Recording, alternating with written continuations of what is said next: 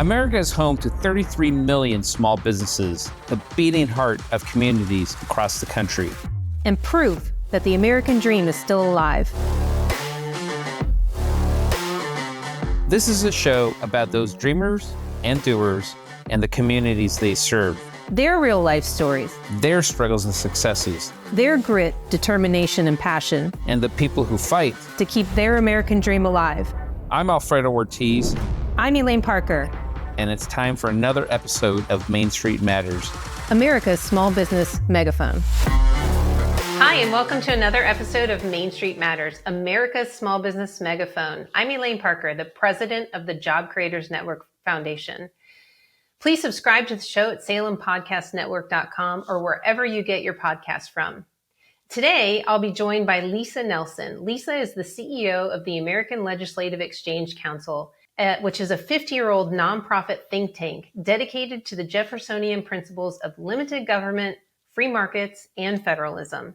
It is the largest nonpartisan voluntary membership organization of state legislators in the United States. But real quick, as we look at the CPI index, that is the inflation rate that came out for October, we saw that the consumer price index increased by 3.2% and the core CPI increased by 4%.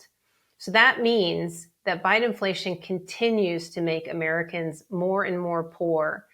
And overall, the cost of goods and the cost of everything we buy have increased about 20%. And some things even higher, like gas, as we continue to suffer under these high gas prices. It's very frustrating. It's also perplexing because when I watch the president go around and kind of brand Bidenomics as a success, I'm part of me is surprised and part of me is happy about it because one, he's going to have to take responsibility for this economy. But then the other part is just complete surprise because they literally just ignore our small business owners who continue to feel this, our everyday ordinary Americans who continue to feel inflation. We just had a poll come out that we did of small business owners, our SBIQ, and still there's about 2/3 of small business owners who really feel that the economy could actually cause them to close their businesses. And that's frightening when you've got 2/3 of small business owners that are so concerned about high inflation and the cost of doing business, and their inability to get access to credit, that could actually shut their businesses down.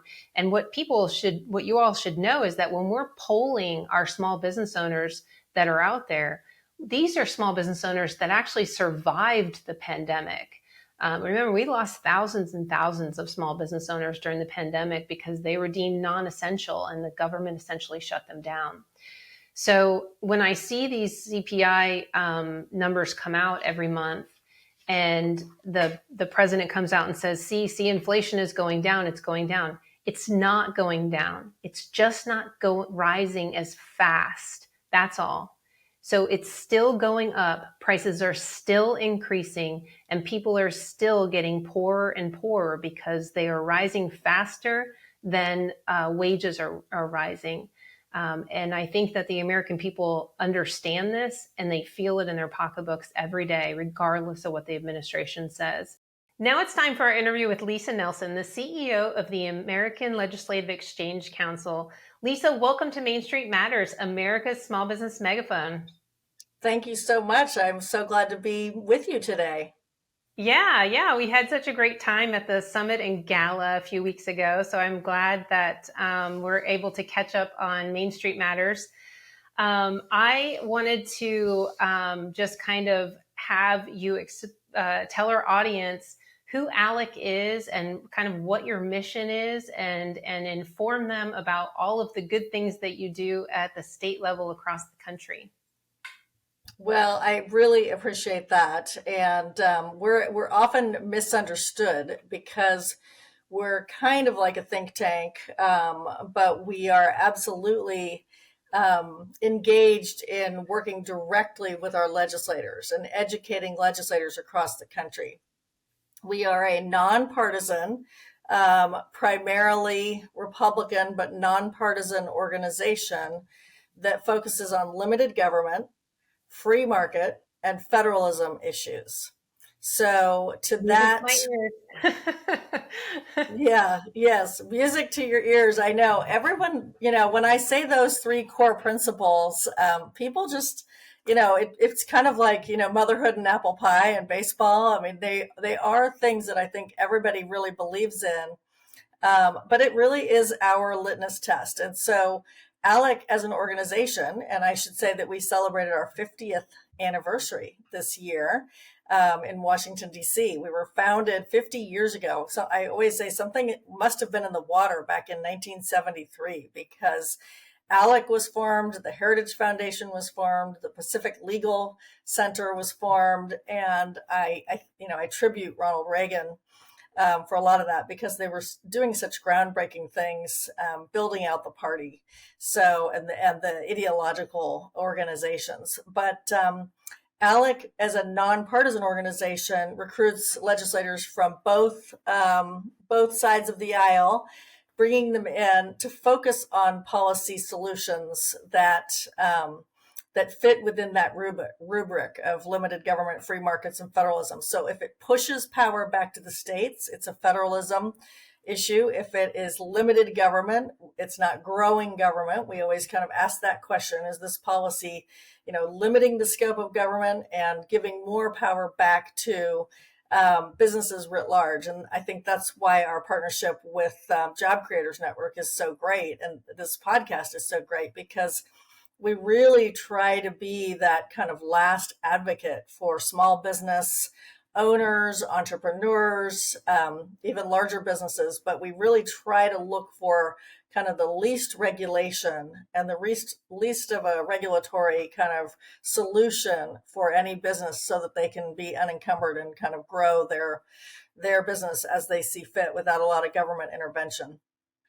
And just remembering that it is all, state-based. So where you see the federal government working on some things, oftentimes there will be a parallel policy. And in what I see in the states where you've got limited government legislators focused on these things, you see the economic kind of uptick and businesses thriving. Utah is our number one state. I'm sure you've talked about that with Jonathan Williams on Rich States, Poor States, which is one of our premier publications.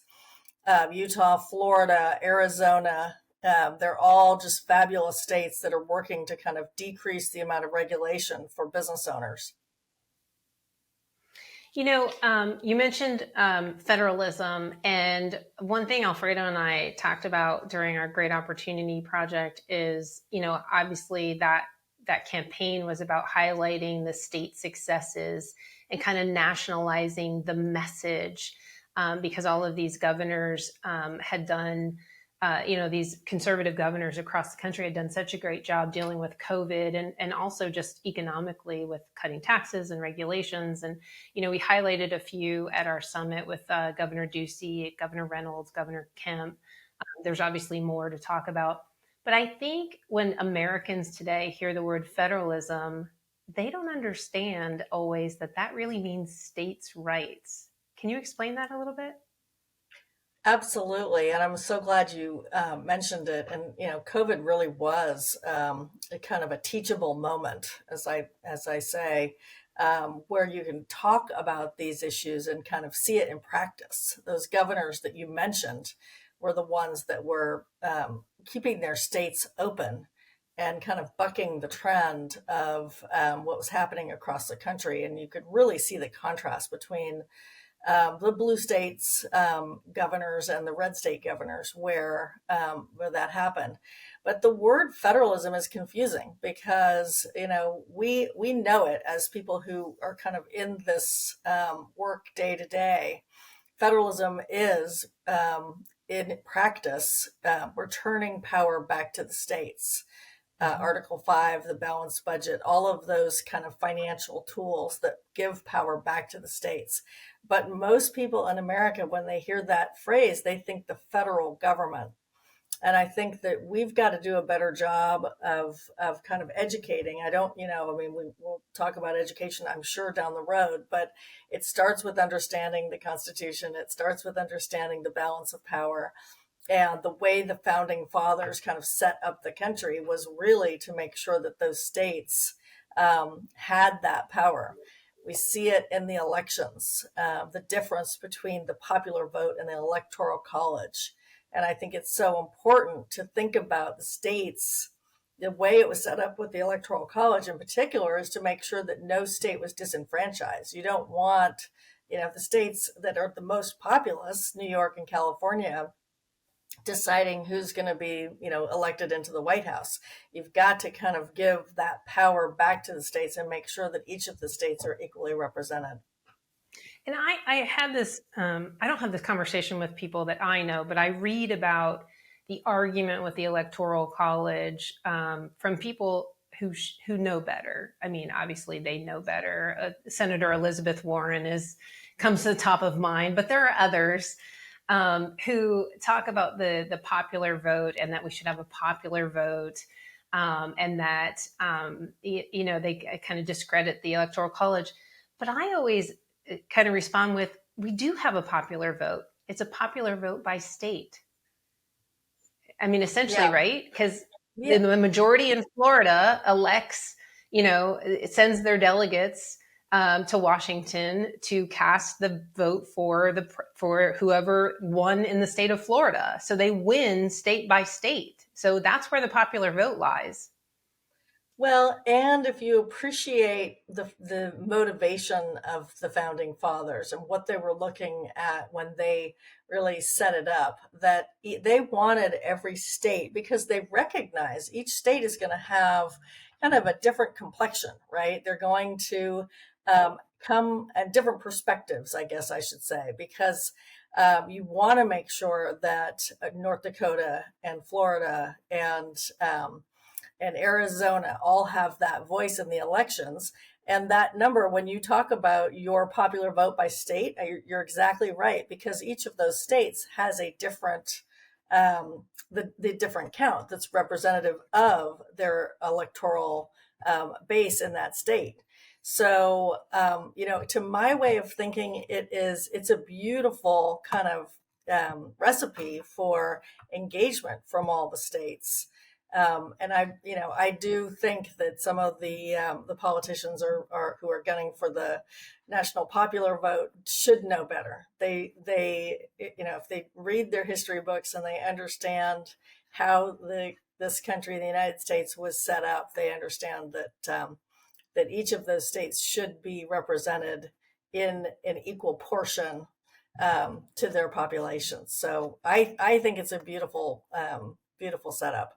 And I think that federalism also, I think on the balanced budget amendment, which is another key issue that we work on, everyone at the kitchen table, all of the Main Street Matters listeners go home and they balance their budget and they figure out how much they can spend and how much they can purchase. If, in their business, they're thinking through their budgets and how much they can invest in, new technology or new machinery or something like that.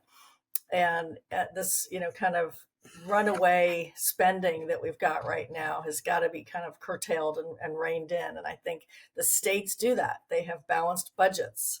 And they have amendments in their states. And I wish the federal government would follow the state's example. Yeah, they can't print money. If they spend more than they have, they literally run out of money, just like we do in our families around our kitchen table. If we spend too much money, we run out. My dad always said that's called having too much month at the end of the money was his expression when you ran out of money before the month was over. But my dad is an attorney. It's one of my favorite expressions of his. He's from South Louisiana, so he's got lots of funny expressions. He's a lawyer though too, and one of the things that he always told me was that he believed that the founding fathers created this document that was, roughly 4 pages long, and the beauty of what they were able to accomplish in 4 pages, and the foresight is so amazing. And it's just frustrating when you hear people criticize the Electoral College and why it's there, especially people who know better. Yeah, exactly. I agree.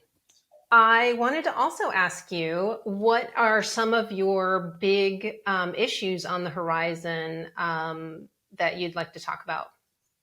Well, thanks for asking. I think one of the most important things that we learned just in the post-COVID era was just how important education is. And I know, there's all kinds of different discussions about education going on, both at the higher ed, on college campuses, and free speech. But the thing that we've seen in the last couple of years is a huge influx and focus on K through 12, and this notion that the money should follow the student and not the system. So funding the student rather than the school systems.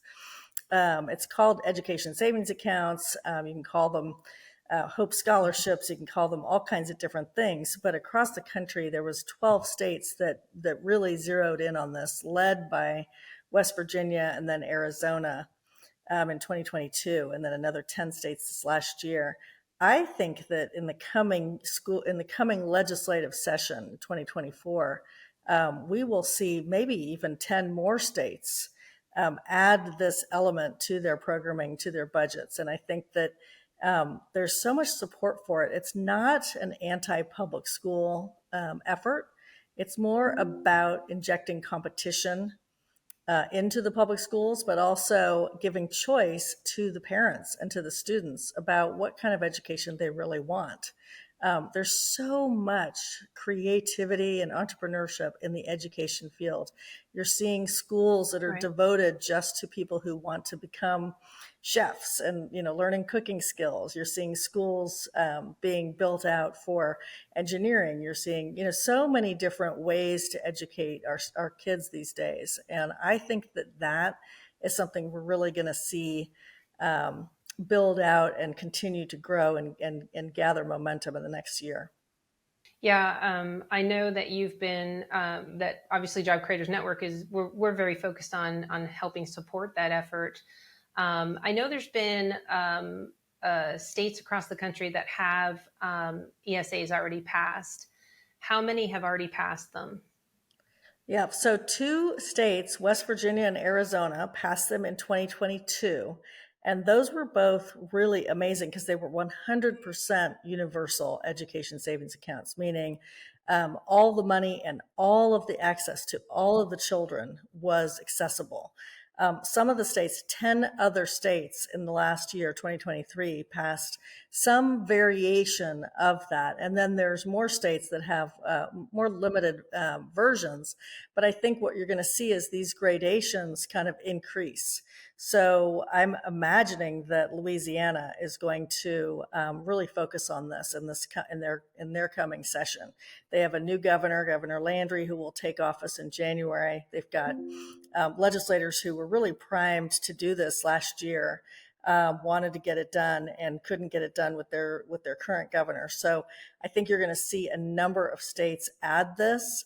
And my personal view is if you're going to try to create an education savings account, you want to make it accessible to all of the students. Some people and some states are focused on, well, let's just take a small bite of the apple and focus in on, the different communities, whether it's the underserved communities, whether it's disabled communities. But I really think that when you are going to go through this whole kind of step, you should make it accessible to everybody, inject that competition. You'll see public schools getting better and stronger and fighting for those students.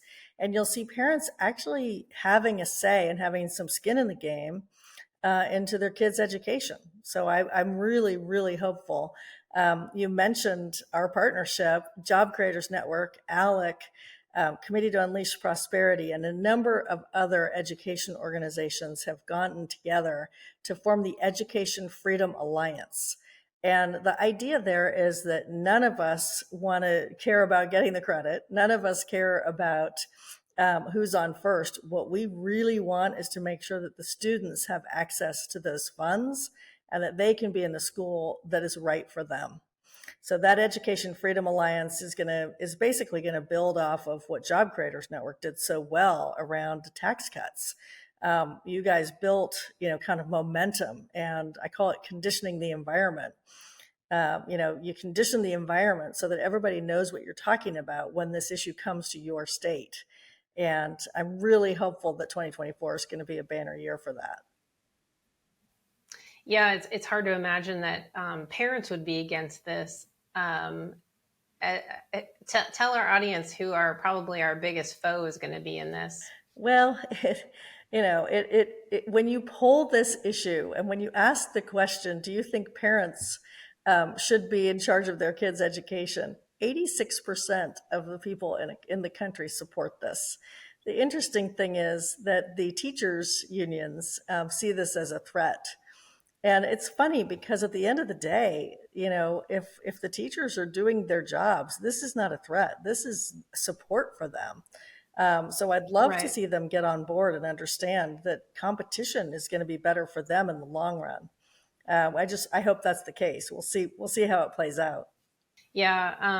I'd like to know who the 15% of the parents are that, that don't think. Maybe one of them was Terry McAuliffe. He learned his lesson. He didn't think parents should have a say in in the kids' education, and he lost his election.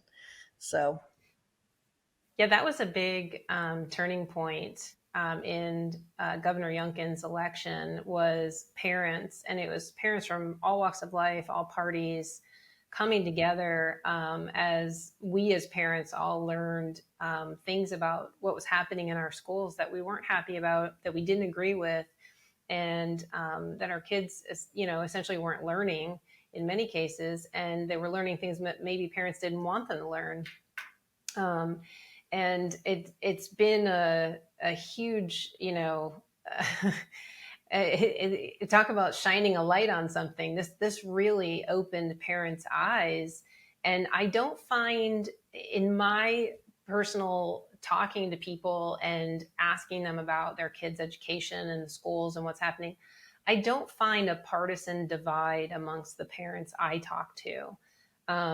They are very concerned about what their kids are learning, and they do want choice. And even before I knew what choice was, when my kids were very little, I had my kids in alternative schools instead of sending them to the public school. I just felt like that was a good choice for them at the time. And we got what we got out of it, and they enjoyed it. But I do know that those schools that came into the communities were very underfunded, and the teachers in the public schools and even some of the parents were very negative about those schools. Yeah, it's so interesting. I don't, when you're looking over your child's shoulder and you're seeing what is being taught and you're seeing the way that it's being taught, you tend to engage. I think that we've talked a lot to the legislators that are passing these in their states. And Senator Rucker in particular in West Virginia, when we asked her, what are the numbers? What are the trends for the public schools? Her answer is really interesting. She says, it's the parental engagement that is what we're after. It's parents being involved in that choice that you made, that I made. My kids are very, very different. And if you don't feel that whole phrase, skin in the game, if you don't feel like you've got skin in the game, you kind of check out. And this is a way of checking parents back in and giving them that skin in the game. And they very well may say, after they've done their whole analysis, the public school is okay. But through this process, I've figured out how to communicate with the teacher. I've figured out how to communicate with the principal. I've figured out how to send a message to a school that I don't like one element or one thing that they're doing.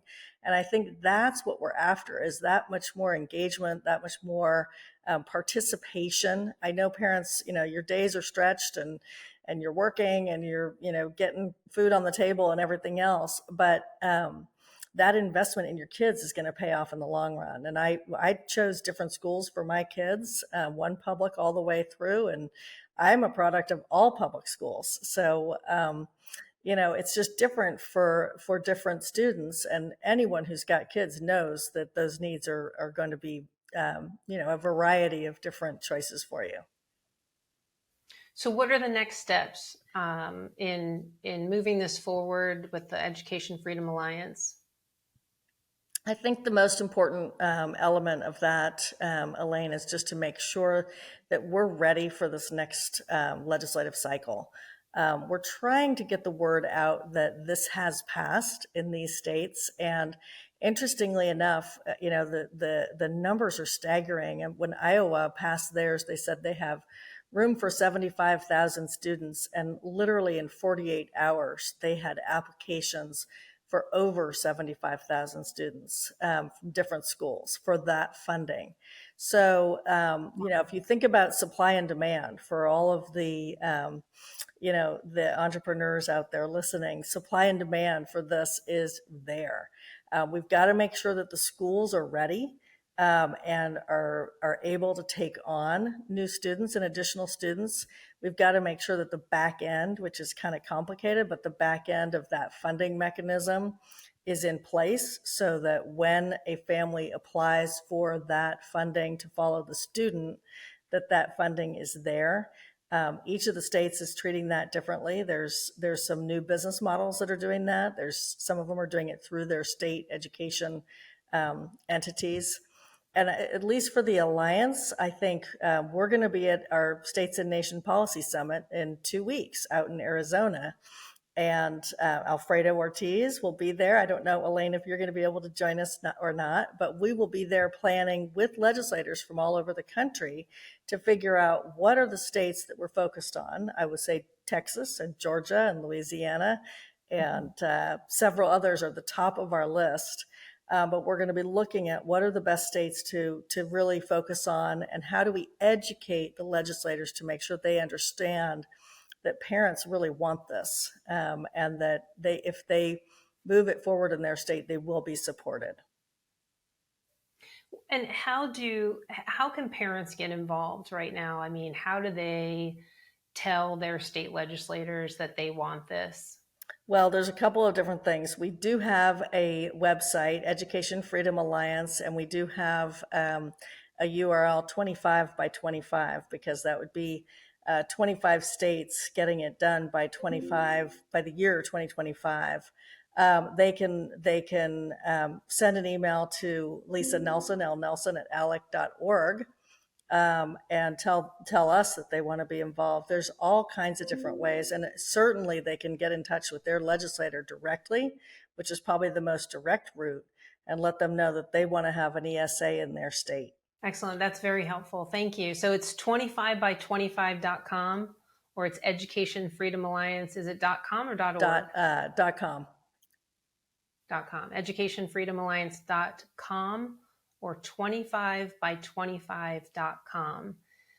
So I want to thank you for joining us. This is such an important project. And of course, at Job Creators Network, we are so interested in supporting this and happy to be part of this coalition. I want to thank you for taking the time to join us on Main Street Matters today, America's Small Business Megaphone. And thank you all for taking the time to listen. Main Street Matters is part of the Salem Podcast Network. New episodes debut every Wednesday and Friday. Please subscribe to the show at salempodcastnetwork.com or wherever you get your podcasts. And we'll be back soon with another episode. Bye for now.